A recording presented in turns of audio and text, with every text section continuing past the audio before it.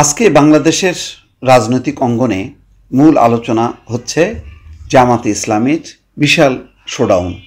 সরদি উদ্যানে তাদের এটি বলা যায় একটি অসাধারণ ঐতিহাসিক সমাবেশ।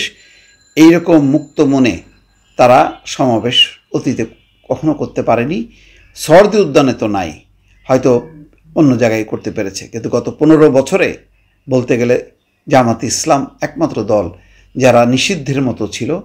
আওয়ামী লীগ কোনোভাবেই জামাতকে মাথা তুলে দাঁড়াতে দেয়নি এবং নিশ্চিহ্ন করার একটা ক্ষেত্র তৈরি করেছিল। তার বিপরীতে আজকের এই সমাবেশ নিঃসন্দেহে একটি বড় শোডাউন। এর মধ্য দিয়ে জামাত একটা রাজনৈতিক শক্তি অর্জন করলো এবং ক্ষমতায় যাওয়ার ক্ষেত্রে তারা অন্যতম যে একটা প্রতিযোগী বা প্রতিদ্বন্দ্বী দল সেটা তারা প্রমাণ করলো। এই সমাবেশের মধ্য দিয়ে রাজনৈতিক একটি মেরুকরণও ঘটালো, যেখানে বিএনপি নেই, যেখানে এবি পার্টির মতন রাজনৈতিক দলও নেই। এবি পার্টির বিষয়টি একেবারেই ভিন্ন, তাদের হয়তো সেন্টিমেন্টাল একটা বিষয় যে তাদের লোকজন মিলে এবি পার্টি করেছে যখন জামাত দুঃসময় ছিল, কিন্তু বিএনপিকে তারা প্রধান প্রতিদ্বন্দ্বী মনে করেছে এবং তাদেরকে আমন্ত্রণ জানায়নি। যেই সব পয়েন্ট নিয়ে তারা হাজির হয়েছে, যে 7 দফা, সেই 7 দফার অনেকগুলোর সঙ্গে বিএনপি একাত্ম না।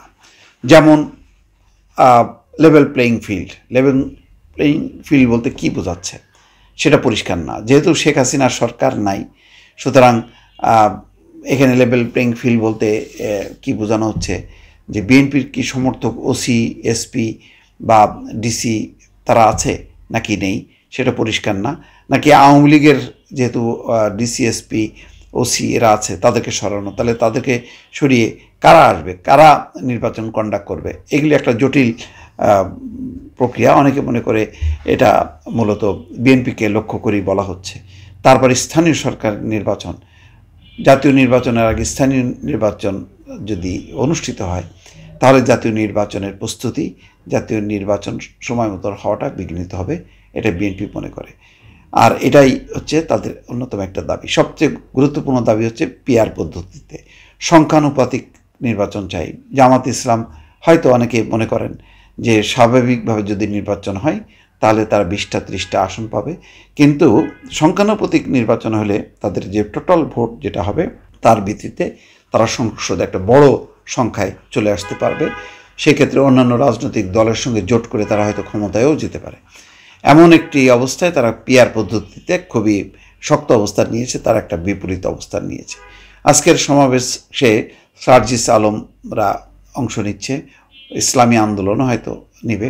একটা রাজনৈতিক মেরুকরণ, তাদের শক্তিমত্তা তারা দেখাচ্ছে এবং এটি এক ধরনের বিএনপিকে বার্তা দিচ্ছে যে আমরাও কম নই, আমরাও আসছি, আমরা একটি অভ্যুত্থান পরবর্তী সময় একটা জনস্রোত তৈরি করে আমরাও নির্বাচনে বিজয়ী হব, ক্ষমতায় যাব। এই বার্তাটা যেমন তারা দিচ্ছে বিএনপিকে, সরকারকেও একটা বার্তা দিচ্ছে যে জামাত বা জামাতের সমর্থিত জোটকে উপেক্ষা করে শুধুমাত্র লন্ডন ঘোষণার মধ্য দিয়ে বিএনপির কথা অনুযায়ী তারা যাতে অগ্রসর না হয়, সেটাও একটা বড় রাজনৈতিক বার্তা দিচ্ছে।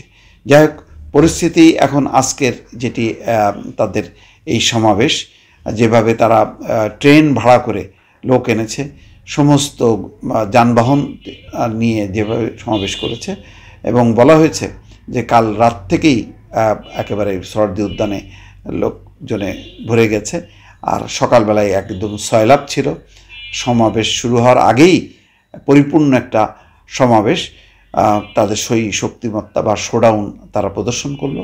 এটি রাজনৈতিক অঙ্গনে একটি ভারসাম্য তৈরি করবে নাকি আরও বিভেদ তৈরি করবে, সেটি এখন দেখার বিষয়। দর্শক ভালো থাকবেন, আল্লাহ হাফেজ।